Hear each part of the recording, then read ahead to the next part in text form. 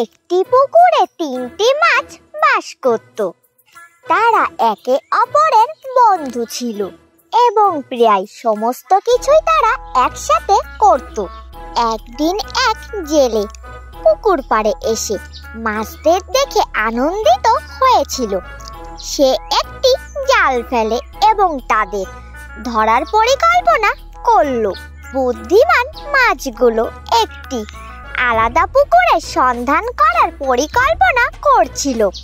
মাছদের মধ্যে একজন রাজি হওয়ার সঙ্গে সঙ্গে অন্য একজন প্রস্তাবটি অস্বীকার করে বলল যে এই পুকুরটি তাদের বাড়ি, সে এখান থেকে যাবে না।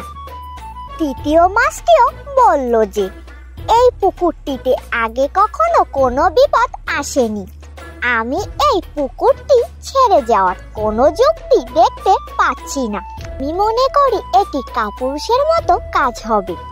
দুটি মাছ তাদের অন্য বন্ধুকে বোঝাতে অক্ষম ছিল এবং তাই তারা নিজেদের মতো যাওয়ার সিদ্ধান্ত নিল।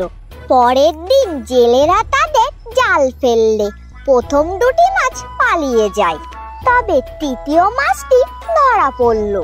সে সমস্যাটি বুঝতে এবং কাজ করতে অক্ষম হয়েছিল এবং বিপদটিকে অবহেলা করার মূল্য দিয়েছিল।